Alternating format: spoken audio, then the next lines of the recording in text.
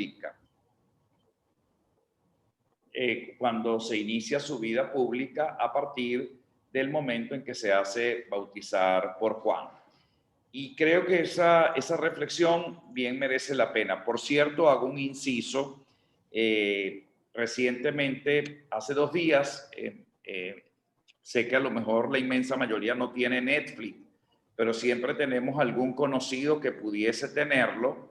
Les recomiendo la película Paul, la película sobre Pablo, muy bien hecha, y me hizo recordar. Sí se oye, ¿verdad? ¿Me están oyendo? De repente se queda pegado, pero se oye. Ok, entonces, en la película, ¿me oyen de regular a bien o me oyen de regular a mal? De regular a bien, por lo menos yo. Ok. Si no, cualquier cosa coloco el aparato. Mire, yo siempre lo he escuchado. Ok, les decía que esta película que aparece en Netflix merece la pena verla porque nos va a refrescar un poco todo lo que, digamos, emprendió el apóstol San Pablo. Termina uno viendo la película y amando mucho más a este gran apóstol de los gentiles. Y sobre todo por el gran trayecto que hizo a pie durante toda su vida, especialmente en la expansión del mensaje del Evangelio. Caminó más de 15.000 kilómetros. Imagínense ustedes que un Caracas-Madrid son 10.000 kilómetros. Imagínense ustedes lo que representa para un personaje de a pie en aquella época, con todas las dificultades, sin vías de acceso, lo que representó el gran reto desafiante para San Pablo, poder predicar y anunciar el mensaje de la salvación a lo largo de todo el imperio romano. Y por otro lado, en sus escritos, en sus cartas y en su organización de las primeras iglesias, significó pues un elemento bien interesante, su gran amistad con Lucas, este gran médico griego que había sido prácticamente discípulo de Pablo, y después la conexión con Priscila en Roma. Merece la pena porque vamos a refrescar un poquito el trabajo que le tocó llevar, sobre todo el aliento de poder perseverar en esta lucha incesante en contra pues del mal y todo lo que nos debilita en nuestra relación con Dios. Así que este inciso lo cierro y los invito pues al que lo pueda ver, merece la pena poderlo ver. Bueno, hoy además quisiéramos ver un poquito, para ir ya transitando sobre algunos temas, que es importante captar la relación entre el bautismo y el inicio y la iniciación pues de la vida cristiana, y también conocer pues las implicaciones antropológicas del sacramento del bautismo, que son fundamentales en el inicio de la propia vida humana. Y estas implicaciones antropológicas conllevan pues a una configuración de una aceptación de obligaciones, de derechos, también de obligaciones que conlleva la propia vocación y el propio compromiso cristiano. Y por supuesto la discusión sobre la determinación en la aceptación de los niños al sacramento del bautismo.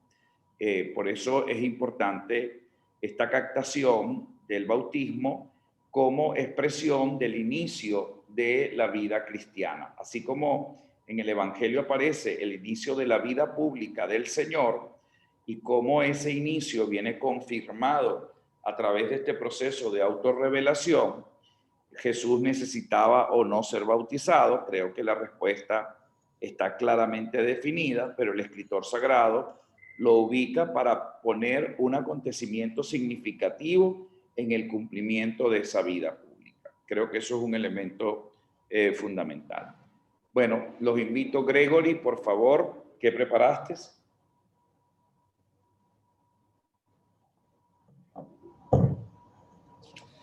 Bien, bueno, voy en orden un poco. Habían varias cosas. Uno, estaba la apuesta sobre la interrogante que ya nos había planteado la semana pasada sobre por qué Jesús se dejó bautizar y luego los elementos constitutivos del bautizo. Voy con lo primero. Para Hallman, y también lo hace reseñar el artículo que nos daba Kleiber, hay tres motivos. Uno, la solidaridad de Jesús con los pecadores. Dos, la entronización mesiánica que va a representar ese momento para Israel. Y tercero, la confirmación con el signo del Espíritu Santo de esa presencia mesiánica en la persona de Jesús. Eso como respuesta a lo que había planteado la semana pasada. Y como elemento constitutivo,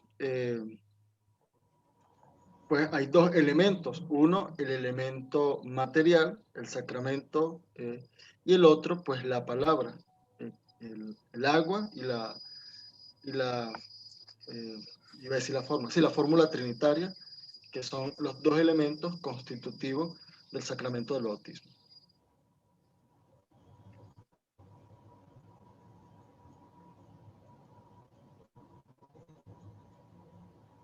¿Aló?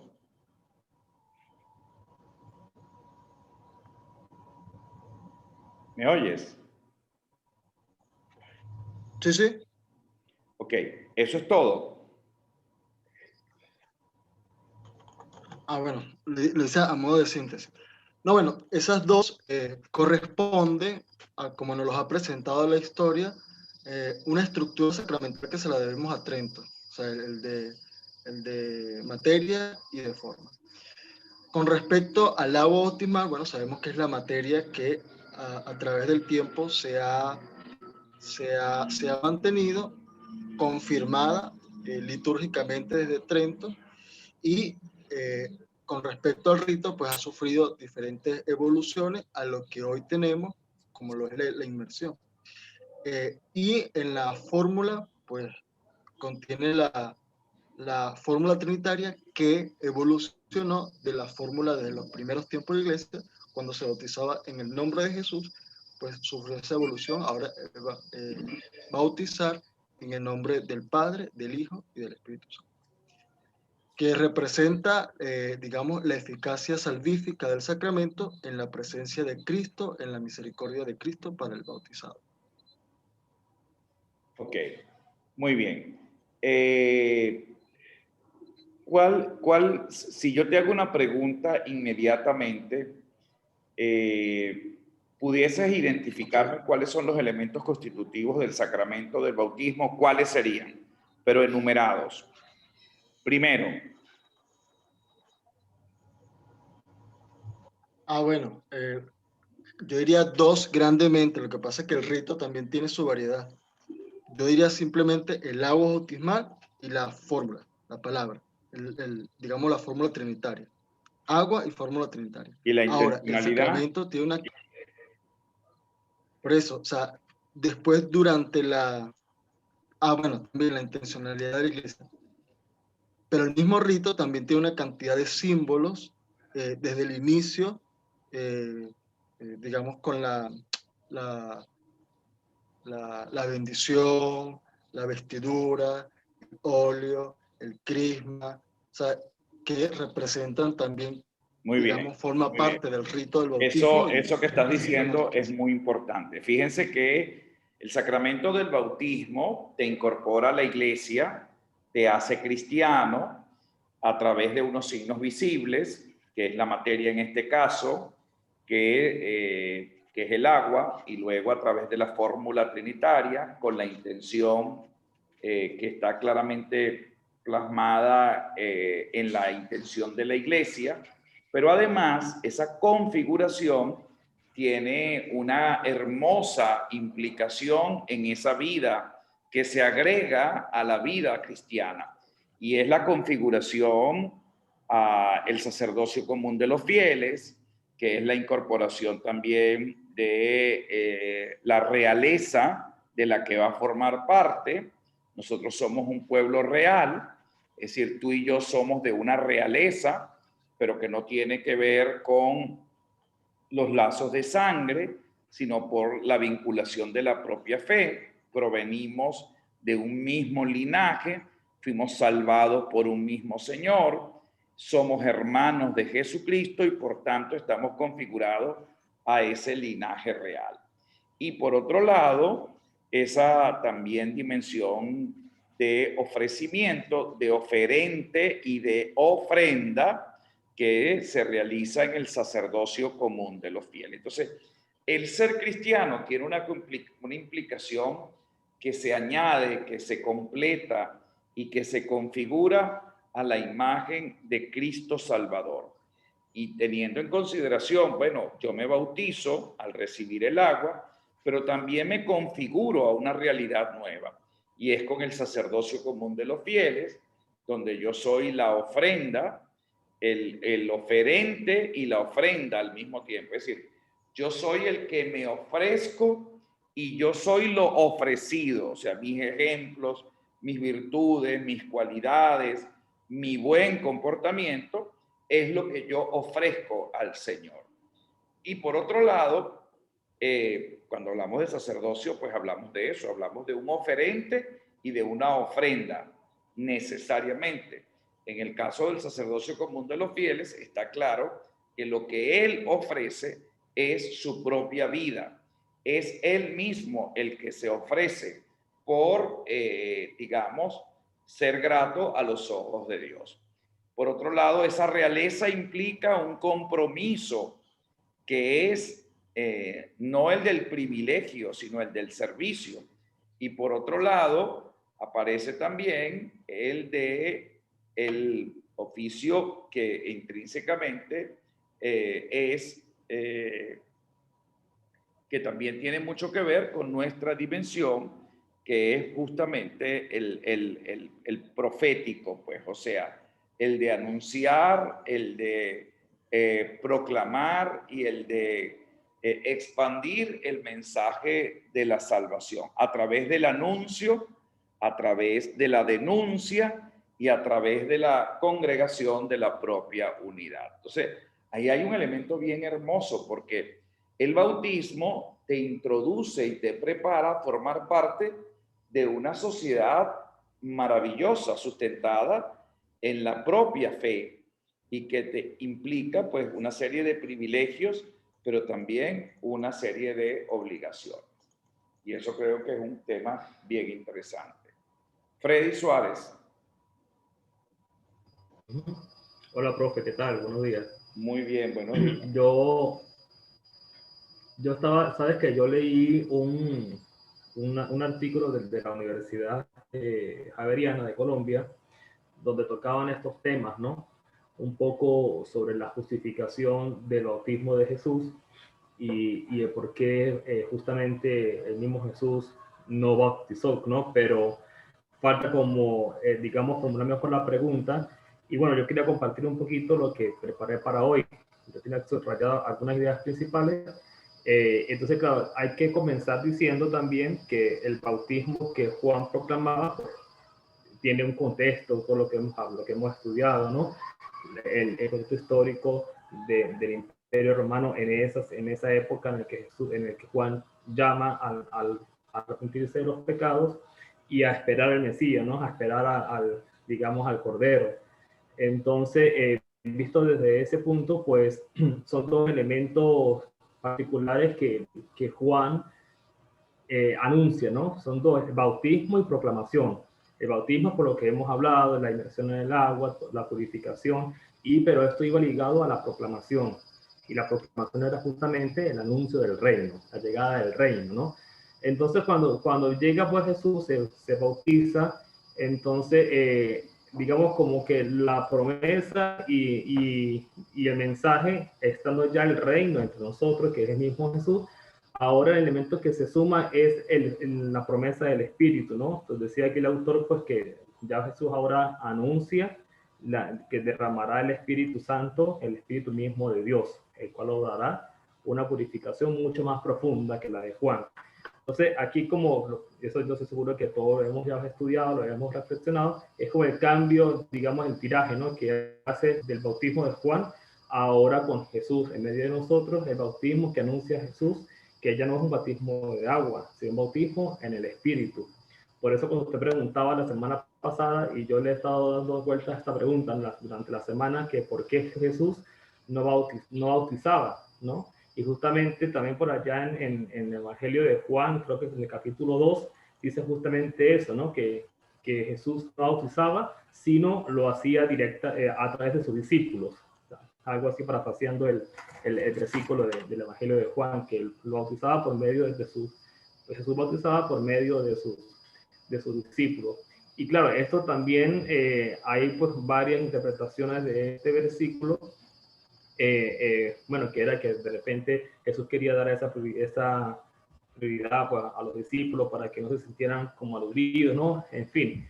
Pero siguiendo con la reflexión en la que estamos sobre el bautismo, pues yo quería también señalar que pues después, dice el autor, después del bautismo, el punto central de la proclamación de Jesús de Nazaret fue la venida inminente del reino de Dios y su conversión para aceptarlo y trabajar con él.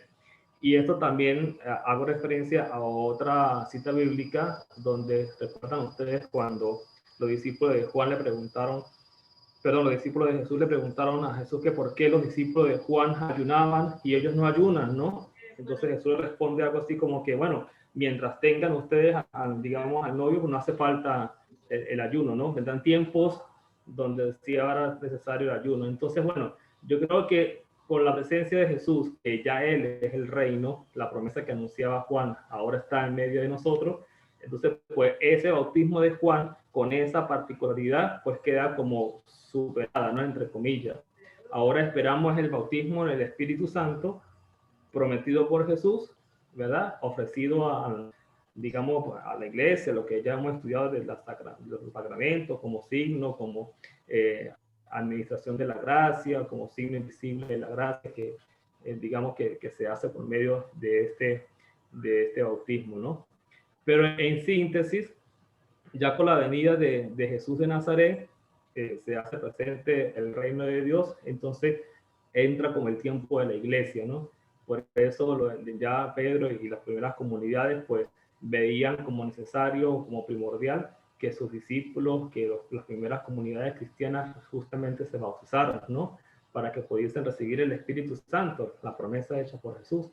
Y de ahí en adelante entonces se le da como otra connotación al bautismo, ¿verdad? Que digamos la referencia sigue siendo Juan bautizaba, pero llegado Jesús, digamos en medio de nosotros, como Mesías, como el enviado de Dios, entonces el bautismo de Juan pues queda superado y entonces entramos en la dinámica de un nuevo bautismo en el Espíritu Santo, ¿no? Entonces la respuesta a la pregunta, yo en mi opinión y lo que estoy leyendo, es que si justamente Jesús no bautizaba pues con el agua, no sé, directamente él, como bautizaba Jesús, pero sí ofrece el bautismo en el Espíritu Santo y es la promesa de la iglesia, ¿no? Que la cual estamos nosotros llamados a participar por medio del sacramento.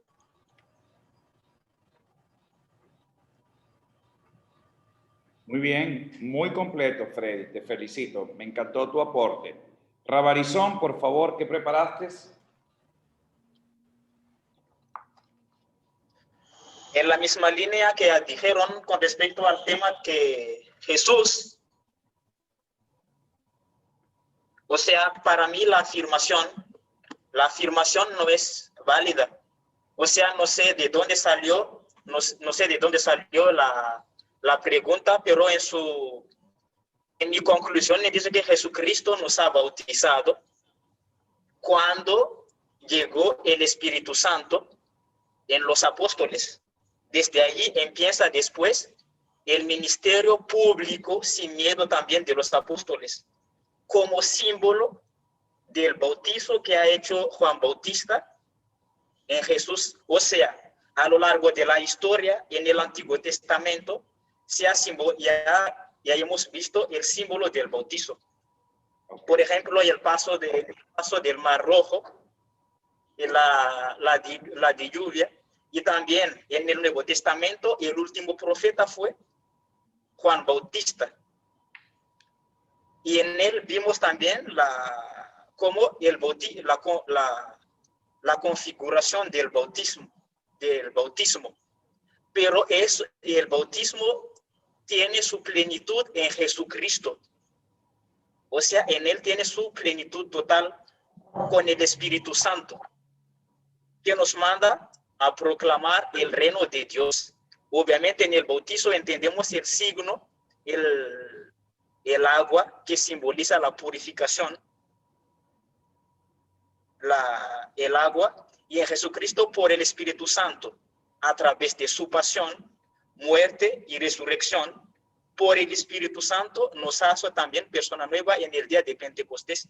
Y entonces, en mi manera de ver, Jesucristo obviamente ha bautizado, pero lo que hemos visto antes, hasta Juan Bautista, fue un bautismo obviamente, pero una preparación del verdadero bautizo como símbolo. Pero el bautismo que ha hecho Juan Bautista fue un bautismo simbolizado también. Por ejemplo, cuando Jesucristo se acercó a Juan Bautista, Jesucristo dijo que conviene que cumplamos toda justicia. Sabemos muy bien que Jesucristo fue ser humano como nosotros, pero la única excepción es que no tiene pecado. O sea, el bautizo que hizo Juan Bautista simboliza el verdadero bautizo que va a suceder después. Y en mi manera de ver eso empieza en el día de Pentecostés. Antes, Jesucristo instituyó el sacramento del bautizo cuando dijo que vayan y bautícense en el nombre del Padre, del Hijo y del Espíritu Santo. Y Juan Bautista también ha dicho que el que va a venir los va a bautizar por el Espíritu Santo, también y por el fuego, algo así. Esa es mi explicación con respecto al tema del bautizo. Hay que ver el contexto, o sea, la historia de la salvación cuando vamos de una manera particular, cuando vamos a hablar del sacramento del bautizo a lo largo de la historia hasta la llegada de Juan Bautista. ¿Qué sucedió? Y después el paso en Jesucristo. Y de allí podemos entender el verdadero sentido de lo que es el bautizo y la función de los signos que simboliza el bautizo, que se cumple en Jesucristo a través del Espíritu Santo, que nos hace hijo de Jesús, hijo y miembro de la iglesia. No solamente miembro de la iglesia, pero nos convoca hacia un ministerio, como lo que sucedió después del bautizo de Jesucristo en el río de Jordán, su ministerio público. Obviamente fue un bautizo, pero ese tiene su plenitud el día de Pentecostés. Muchas gracias, Padre. Disculpa como me enredo un poco, pero... No, te entendimos perfecto, Gracias a ti. Bueno, aquí hay como varios elementos que son fundamentales, ¿no? En primer lugar, lo que representa el bautizo o el bautismo, en este caso, como acción misma de la iglesia, como el inicio de la vida cristiana. Pero además, es interesante también, no solamente pertenezco a una institución humano-divina, sino que me configuro a Cristo. Fíjense que aquí hay un elemento bien interesante desde el punto de vista teológico, y es mi participación en la Trinidad. Es decir, el participar del sacramento inmediatamente me involucra desde el punto de vista teológico, me configura en la participación y en la comunión de la Santísima Trinidad. Entonces eso es un elemento también innovativo. Hablamos mucho de mi configuración a la iglesia, y eso está bien, entendida iglesia como el cuerpo místico cuya cabeza es Cristo. Pero a veces, dentro de nuestra reflexión teológica, haría falta el elemento esencial es mi configuración a Cristo. Yo me configuro a Cristo Salvador. Y creo que eso es un elemento realmente extraordinario, maravilloso. Pedro Francisco, ¿qué preparaste?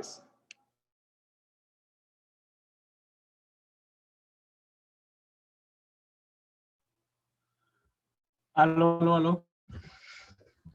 Pedro, Bueno, muy bien. te oigo perfectamente. ¿Qué preparaste? Yo no me voy a prolongar tanto porque no quiero divagar ni tampoco repetir. Hay tres elementos que yo en la investigación me di cuenta y comparto. Hay una semejanza entre el bautizo de Jesús y el bautizo de Juan. Bueno, la primera es que ambas tienen la intervención de un hombre que es enviado por Dios. Tanto Jesús como Juan son enviados por Dios. Tienen como esa característica. El bautismo de Juan no es un bautismo paralelo a la misión evangelizadora que se estaba llevando en ese momento. No es paralelo. Precisamente Jesús, cuando se bautiza, se hace bautizar por Juan, le da continuidad a esta experiencia bautismal. ¿Qué pasa? Que me daba cuenta que el mismo Juan en el texto dice, yo lo estoy bautizando con agua, pero él lo va a bautizar en el Espíritu. Lo que más o menos ahorita decía Barry y prolongaba, ay, el padre se está riendo de mí o qué, está hablando solo. Y lo que estaba hablando Freddy, ¿no? Entonces me parece importante por ahí, o sea, la plenitud del Espíritu y la continuidad. El hecho de darle continuidad, Jesús no aísla, no rechaza, no niega el bautismo de Juan, sino que lo planifica, lo que ya decía Barry con el Espíritu. En cambio, a mí me llamó mucho la atención cuando leía el artículo que mandó Kleiber, porque si bien es cierto que el mismo Juan dice que él bautiza con el agua y él lo bautiza con el Espíritu, también es verdad que los apóstoles, ellos pusieron una cita ahí, de hecho los apóstoles, creo que era el capítulo 19, ¿sí? Que los apóstoles mandaron a bautizarse a los que ya habían recibido el bautismo de Juan para la plenitud del Espíritu. O sea, no es una cuestión paralela. O sea, no es que, miren, ustedes no son cristianos, no, sino que falta esto. Y el detalle, bueno, ya lo apuntábamos todos con la experiencia del Espíritu. Lo que el padre ahorita decía, la unión y la apertura que tenemos hacia la Trinidad y formar parte de ella, bueno, ya sabemos que es una realidad que opera en nosotros, pero también como ministros tenemos que estar claros, futuros ministros, presbíteros, que esta realidad también hay que predicarla, porque es una responsabilidad. Así como tenemos nuestros deberes, también tenemos nuestros derechos, también tenemos nuestros deberes, y uno de los deberes es precisamente que el pueblo cristiano, el pueblo de Dios, sepa qué significa y qué recibe en cada sacramento. Es una responsabilidad de cada uno. Y fíjate tú, Pedro, que es tan interesante que en algún momento, teológicamente hablando, alguien me ha podido incluso establecer como una discusión donde me dice, bueno, mira, el bautismo que yo recibí me configura la iglesia, pero para mí más importante a la configuración de la iglesia es que me configura al mismo Cristo. Y si me configura al mismo Cristo, la iglesia está en segundo plano. Imagínense la afirmación. Entonces, bueno, yo escucho con detenimiento. Por supuesto, ustedes ya me conocen y en lo que yo medianamente puedo saber, pues yo me defiendo y si tengo que subir a un ring, subo, pues, ¿no? Entonces, ¿cómo no? Sí, es verdad, nosotros nos configuramos a Cristo. Pero en estos momentos la iglesia es considerada no una institución que se inspira en Cristo, no, sino es Cristo que inspiró a la iglesia, que es un elemento completamente diferente. Y por eso en el ring, así como Rabarizón se ríe, yo en el ring subo, me coloco los guantes de boxeo y estoy convencido que voy a enfrentar a un tipo que es 3 veces más alto que yo y más fuerte que yo, pero La verdad no la negocio, porque esa, entendiendo que la iglesia es inspiración de Jesucristo, bueno, por eso a mí se me hace fácil entender en la Lumen Gentium que Cristo, el cuerpo de Cristo en el mundo, es la iglesia. Y eso es extraordinario. Y por eso, cuando me subí al ring, que no sé a quién le estaba enfocando, porque las imágenes se congelan, y después me escribieron pues al privado, y yo le dije, miren, cómo no, yo lo entiendo. Y además el que fui preso fui yo mismo, porque entonces después cuando me enfrento al grande amigo mío, y le digo, creyendo, me dice, no, pero si es la aseveración es correcta la que te hizo el alumno. Y yo le digo, pues no, no es correcta. Bueno, aquí pasa algo muy similar. Es decir, la iglesia tiene que ser entendida como el cuerpo de Cristo en el mundo. Entonces, yo realmente me configuro a Cristo en la iglesia. Bueno, entonces, ¿cuál sería la determinación entonces? Bueno, que Jesucristo habla en otras iglesias históricas, que habla en otras sectas y le habla a los no creyentes. Yo no tengo ninguna duda de que lo pueda hacer y lo haga por su propia realidad ontológica. Él es Dios, Carrizo, y él se comunica al hombre como quiere, cuando quiere y donde quiere. Pero lo que sí es cierto es que entiendo que la iglesia no se inspira en Jesucristo, es Jesucristo la que inspiró a la iglesia. Y cuando uno tiene eso claro, ¿verdad? Uno puede caer fácilmente en una actitud clericalista. ¿Saben? Miren, cuando se cometen los abusos en la iglesia, generalmente el abusador, y déjenme decirle algo que estuve hace poco en un curso de formación sobre el abuso, sobre todo en América Latina, que se refiere no solamente al sexual, sino que el abuso implica muchas otras cosas, pues, ¿no? El abuso es cuando de repente yo a Kleiber o a Freddy lo insulto y además de insultarlo, pues, bueno, me dio la gana de rasparlo porque, bueno, no me cayeron bien y ellos respondieron bien y yo le pongo la nota que a mí me da la gana. Bueno, eso es una manera de abusar de la otra persona. O sea, ¿cómo me permito yo hacer semejante terrible? Y en eso, ustedes saben que en nuestra iglesia hay grandes profesionales o podemos ser grandes profesionales. Y me incluyo y te incluyo porque todos nosotros, todos, miren muchachos, desde la primera cabeza que veo aquí conectada, que es Kleiber, y la última, que es Omar Porras, todos nosotros en algún momento de nuestra vida hemos podido estar en el puesto de abusadores y de abusados. Pero no me refiero al tema que nosotros generalmente entendemos en la iglesia. ¿Cuándo de abusadores? Bueno, cuando utilizamos una potestad de manera indebida y atropellamos al otro, no lo respetamos, no consideramos su decisión, sino que imponemos nuestro criterio. Y esa es una manera muy sutil, pero no menos grave, de lo que significa el abuso dentro de la propia iglesia. Y bueno, y el abuso más espantoso que nosotros pudiésemos denotar dentro de la propia iglesia, pues lo tenemos muchas veces en las homilías. Ojalá que ustedes puedan ir a cualquier iglesia de cualquier sitio y evaluar un poco. Voy a evaluar a una persona que no conozco. Vamos a ver qué es lo que me va a transmitir en la homilía. Y uno ve un alto porcentaje, por ejemplo, de insulto, de regaños, de, digamos, de desconsideración a la persona a quien se le está comunicando un mensaje. Y esa desconsideración muchas veces tiene que ver, bueno, con la no preparación de la propia homilía.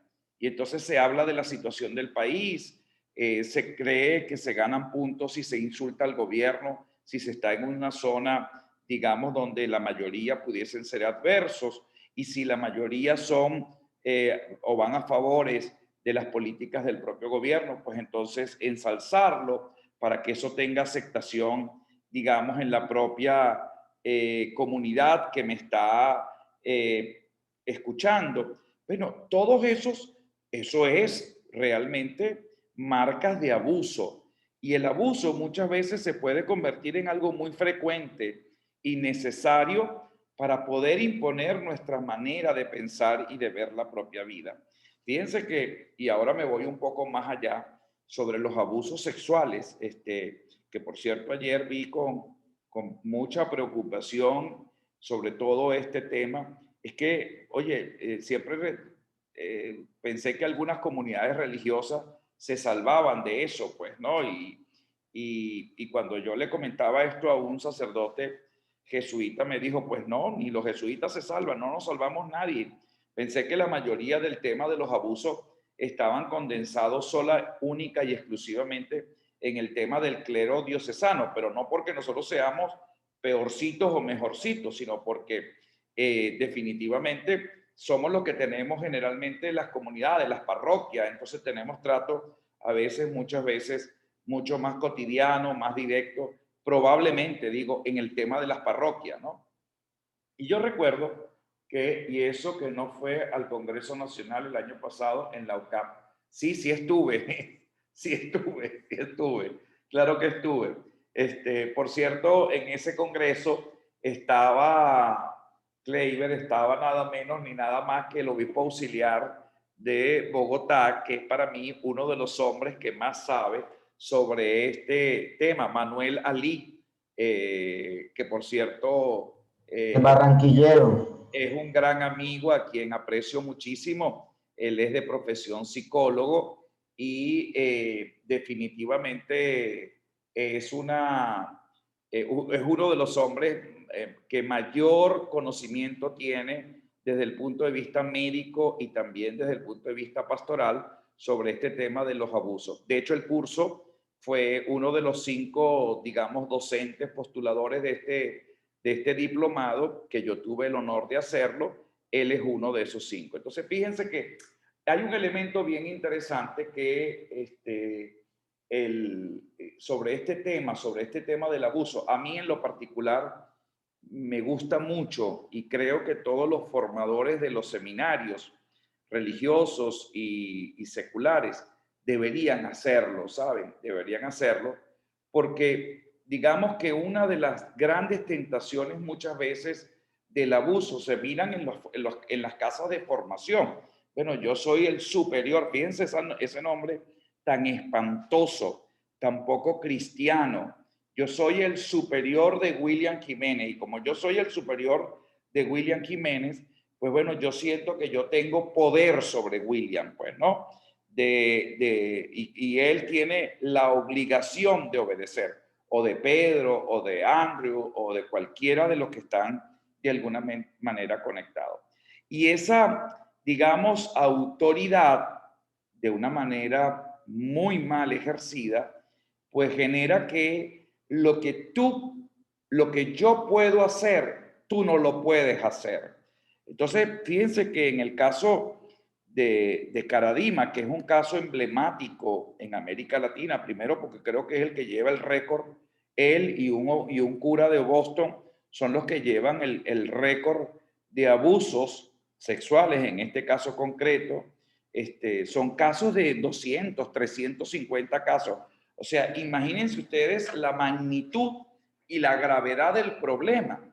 Y siempre la pregunta es, ¿dónde estaban todos los obispos y todas las autoridades eclesiásticas para controlar, para sancionar, para corregir? Bueno, busquemos el adjetivo calificativo dependiendo, digamos, la gravedad de cada situación. Y la cosa explota casi porque el Papa exigió la verdad, el Papa Francisco en este caso. Por eso es que yo siento una admiración, un respeto inmenso, porque poner las cosas sobre la mesa muchas veces no resulta fácil.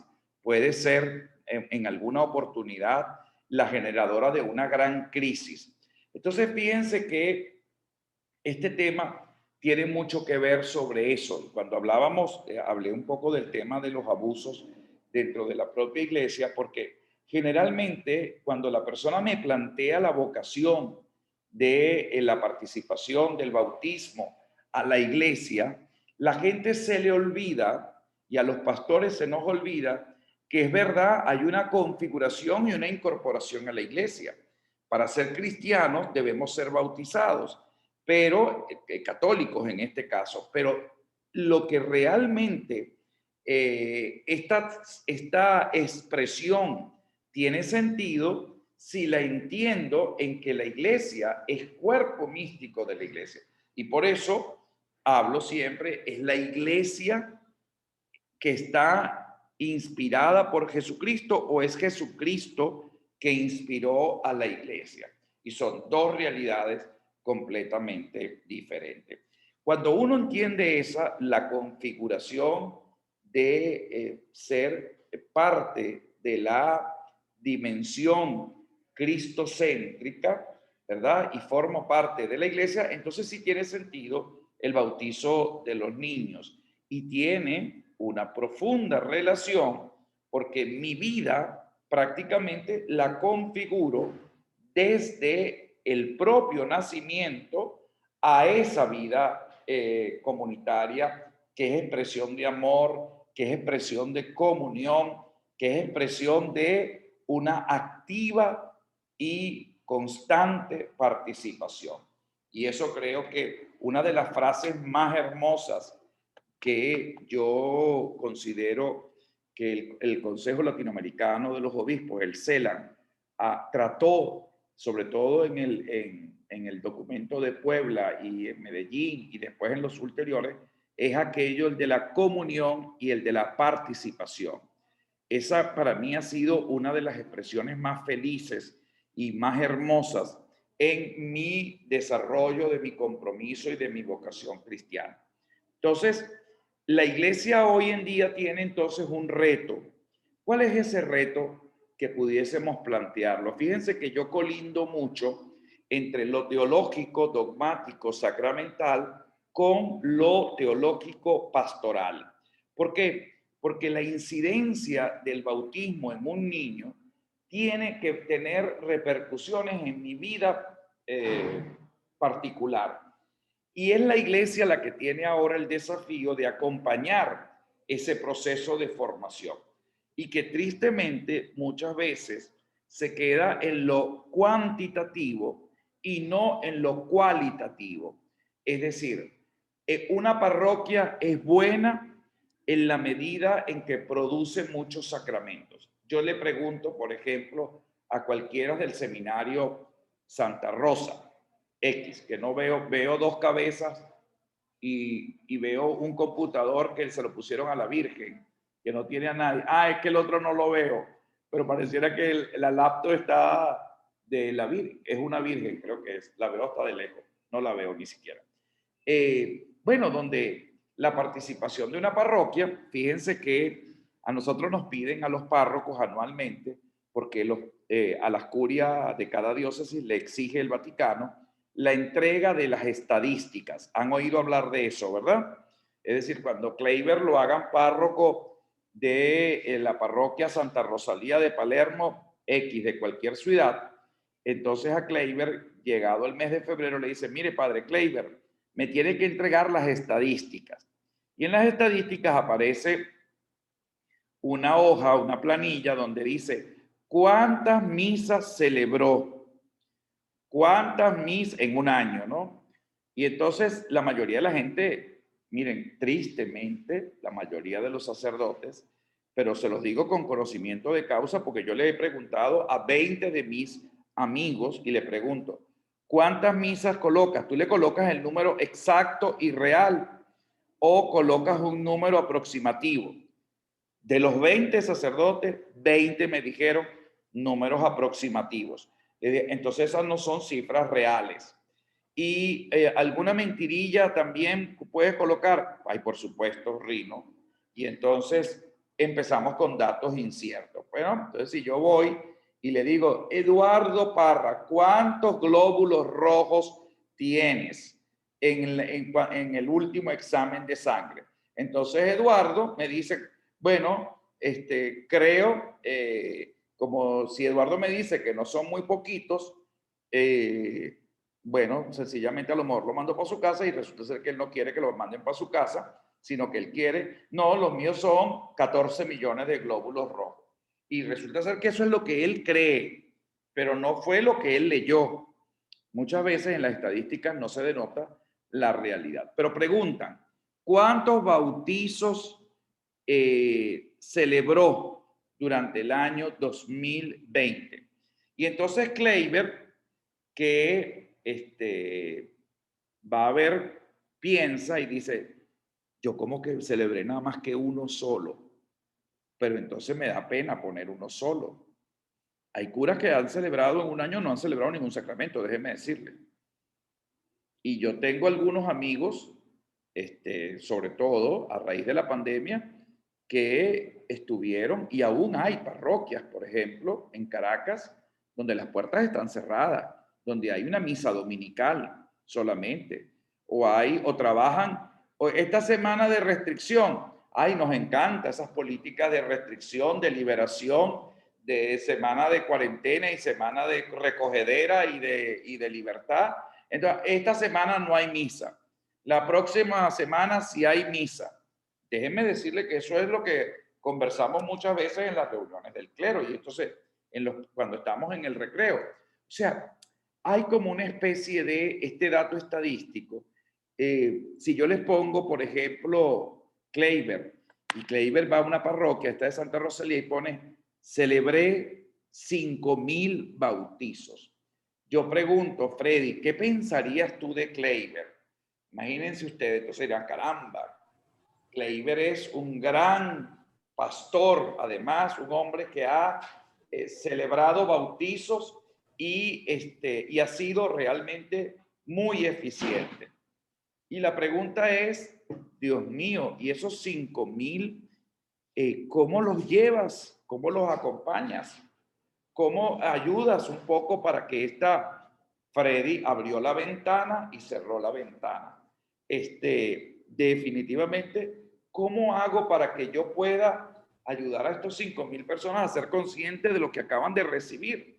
Entonces, pero pareciera y da la impresión, y eso es fruto del clericalismo, ese es la gran plaga que la iglesia tiene que buscar la curación y que Francisco en muchas ocasiones lo está haciendo, es cómo verdaderamente denotar que eso no es lo que nos hace mejores curas o más exitosos.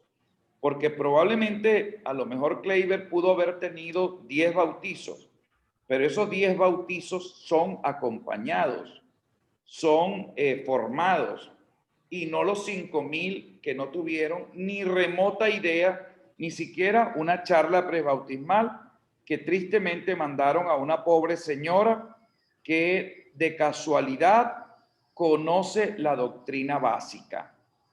Entonces, bueno, realmente tenemos en nuestra mano la mejor formación para formar, valga la redundancia, a los padres y a los padrinos de estos niños que recibieron el sacramento del bautismo. El compromiso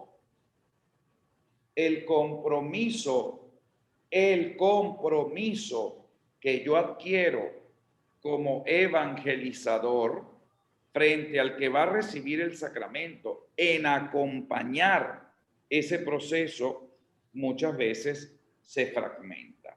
Y es allí donde está realmente una de las grandes dificultades y sobre todo uno de los grandes desafíos de la iglesia en la acción pastoral. Cómo conectar la acción sacramental con mi acción pastoral y cómo darle un proceso de seguimiento que me permita que realmente este niño inconsciente, que no tiene uso de razón, que sus padres y padrinos puedan acompañarlos en ese tema. Nadie puede dar lo que no conoce, nadie puede transmitir lo que no ha recibido. Y esa es una de las grandes dificultades o una de las grandes implicaciones antropológicas que pudiésemos tener, sobre todo en el bautismo de los niños. ¿Cómo lograr que los niños realmente se sientan acompañados en todo este proceso. Que esto es realmente un tema importante. Omar Porras. Eduardo Padre llamó a Kleiber abusador. Padre, yo tengo una pregunta antes de que le pregunte a otro de los muchachos. Abusador. Yo creo que por las 5.000 misas. Ok. Déjame que Omar responda y luego entonces haces la pregunta. ¿Te parece, Kleiber? Gracias. Ok. Adelante.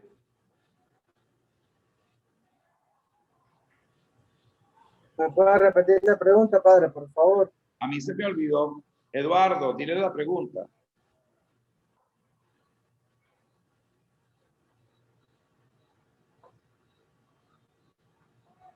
Freddy, dígale la pregunta. ¿Qué piensas tú de lo que se ha compartido, de lo que el profesor ha dicho acerca de los abusos, los sacramentos, de los registros de las iglesias, las estadísticas? Fue una pregunta bien que hizo, ya ver que habías investigado y que nos puedes compartir. Bueno, realmente yo creo que es un tema que está en la palestra y que nosotros como futuros sacerdotes pues no debemos dejar a un lado. Ciertamente no podemos tapar el sol con un dedo, pero sí tenemos la capacidad de ser portadores de la verdad y defender la iglesia. Es defender la iglesia, no defender a los abusadores. Yo creo que iría muy unido a la línea del Papa Francisco con aquellos sacerdotes que han abusado, que han intentado hacerlo y lo han descubierto. Yo creo que ya el Papa Francisco lo ha mencionado en muchas ocasiones y es darle la reducción al Estado clerical y ya pasarlos a lo que define al Estado en cuanto tal. Ciertamente porque esto le hace un daño a la iglesia. No estoy diciendo ni tampoco quiero que me vean como un juez, porque no es la intención. Pero ciertamente sí hay que ir como purificando, limpiando todas estas cosas que han hecho que la iglesia sea mal vista o que en muchas ocasiones Muy bien, Omar, pero aquí hay algo que Freddy Suárez, y gracias Freddy, acotó, entre paréntesis, reducción. Entonces creo que eso es una excelente, el que dice pocas palabras puede decir mucho. Es una reducción, o sea, el Estado laical está concebido como una especie de algo inferior a el ser sacerdote, es decir, a un clérigo.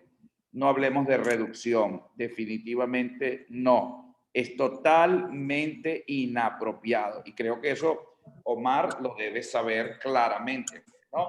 No hay reducción al estado laical. Un sacerdote, un clérigo que desea o que le abran un proceso canónico por una situación que tenga que ver o que atente contra la moral y la costumbre, no se reduce al estado laical. Se le libera la responsabilidad de su compromiso clerical, que es otra cosa y no una reducción, porque cuando yo te reduzco, significa yo te quito, o sea, yo te bajo. Y no, el estado laical no tiene... Padre, una pregunta. Por eso, esa manera de hablar son indicios de clericalismo. Entiendo, en este caso, que lo hiciste porque es lo que generalmente uno utiliza en ese lenguaje del día a día. Bueno, fue reducido al estado laical. No, nadie es reducido al estado laical. El estado laical es tan importante y es tan honroso como la vocación de un obispo. Es decir, no tiene en su condición, tiene la misma, digamos, ante los ojos de Dios, la misma dignidad. Por Dios, el obispo no es más importante que un laico, que un bautizado. No. Eso no puede ser. El problema es que en nuestra cabeza y en nuestra iglesia sabemos que en la práctica no es así. O sea, cuando viene entonces un obispo, entonces le ponemos la silla diferente, el reclinatorio diferente, y después el resto de los curas que pasen y se sientan en las bancas, ¿no? Eso es lo que sucede, ¿sí o no? Entonces habría que decirle al más de uno, decirle, bueno, si mi vocación cristiana es tan digna como la del obispo, ¿por qué yo no me siento igual que el obispo? ¿O por qué el obispo no se sienta igual que yo? ¿Sí o no? Estoy tratando un tema que en la cotidianidad puede generar. Bueno, cuando haya esa diferencia es porque no es un tema de dignidad lo que se está discutiendo, sino un tema de afectividad, de respeto, de reciprocidad. Él es mi maestro, él es el maestro, él es por excelencia de la propia fe, pues, ¿no? Él es mi pastor. Y esa reciprocidad de amor, de gratitud, de obediencia, es la que me lleva a ponerlo a lo mejor en una silla que sea diferente a la mía o a la tuya. Pero son motivaciones diferentes. Está claro y me están viendo un poco por qué se procede de una manera y cuál es la intencionalidad de ese procedimiento. Eso sí es muy importante, porque entonces le vamos a dar una consideración muy especial a todos los bautizados de la cual formamos parte. Fíjense que Pablo VI, el Papa Montini, hoy San Pablo VI, tenía en uno de sus discursos, hablaba del día más importante de su vida. Y Pablo VI decía que el día más importante de su vida no fue cuando fue ordenado sacerdote, ni cuando fue nombrado papa, elegido papa, y ser sucesor de Pedro, nada menos ni nada más, sino que el día más importante de su vida fue cuando él se incorporó a la iglesia y se configuró a Cristo Salvador y Redentor. Y él hace un análisis teológico muy hermoso de esa incorporación, de lo que ha significado tener a Dios en su vida a lo largo de todo el desarrollo de toda su vida, de su infancia, de su juventud, de su madurez y luego de su ancianidad. Entonces, cuando uno empieza a descubrir eso, bueno, el día más importante y la vocación más importante que tenemos nosotros es la del propio cristiano. O sea, ¿qué es lo que nos hace grande? Ser curas, ser obispos, ser cardenales, ser diáconos. Lo que nos hace grande es ser cristianos, porque nos configura realmente a una nueva condición. Y eso creo que la iglesia tiene todavía mucho que decir y mucho que evangelizar. Seminario Santa Rosa, Molina, ¿qué prepararon?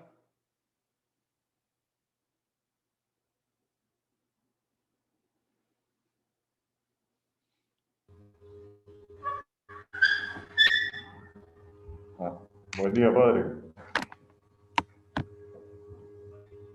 Buenos días. Cuéntame, ¿qué prepararon? ¿Escucha? Sí. En relación a lo que se ha venido hablando en toda la clase, yo había investigado un poco sobre los elementos antropológicos del bautismo en relación con el bautismo de los niños. Yo veía que, bueno, más o menos lo que hemos hablado, el bautismo nos incorpora a la Santísima Trinidad. Y en ese sentido, la comunión de la Trinidad se refleja también en la iglesia, el cuerpo de Cristo. Por lo tanto, el bautismo nos hace personas en el sentido de que nos incorpora a Cristo cabeza, es una relación individual, pero también a Cristo cuerpo, que es la iglesia. Entonces, es una dimensión comunitaria de nuestra personalidad desde el punto de vista sobrenatural, lo que nos confiere el bautismo. Esta personalidad, este nuevo ser personal que nos es dado a través del bautismo. En el caso de los niños, ellos no están conscientes de esta realidad que están recibiendo. Sin embargo, esto teológicamente no es ningún obstáculo, ya que ellos personalmente, aunque no estén profesando la fe de manera consciente, de manera voluntaria, sin embargo, sus padres y sus padrinos son los que están profesando esa fe por ellos. Es decir, el bautismo lo que contiene es una promesa de salvación, y en ese sentido no necesita la profesión de fe realizada por el propio niño, sino la profesión de fe de toda la iglesia, en este caso manifestada por sus padres y sus padrinos que están allí presentes por ellos. Maravilloso. Sin embargo, el sentido comunitario de la propia salvación. Gracias, Molina, gracias por tu preparación. Miren, mañana día viernes, vamos a tener el catecumenado, Dios mediante. Vamos entonces, ¿hay alguno del grupo de ustedes que es del movimiento neocatecumenal? Por casualidad, pregunto. Ninguno. Ok.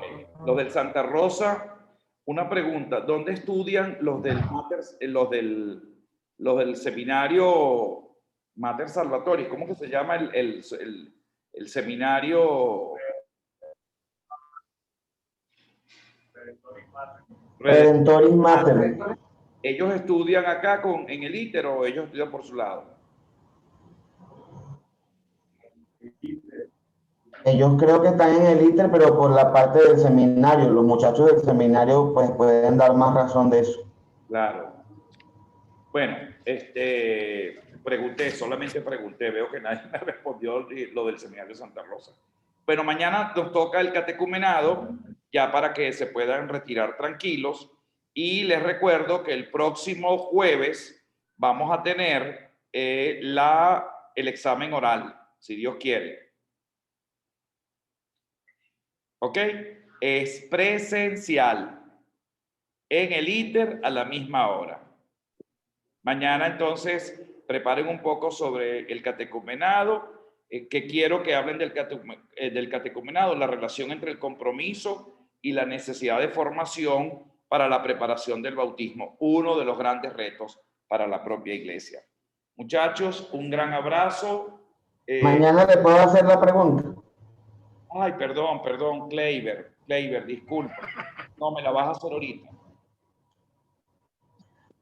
Mañana le hago la pregunta. Ah, bueno, me la puedes hacer ahorita. Entonces si me la haces mañana, hazmela mañana. Dios te bendiga. Los quiero mucho. Amén. Estoy muy contento con ustedes. Créanme que sé que hacen un gran esfuerzo.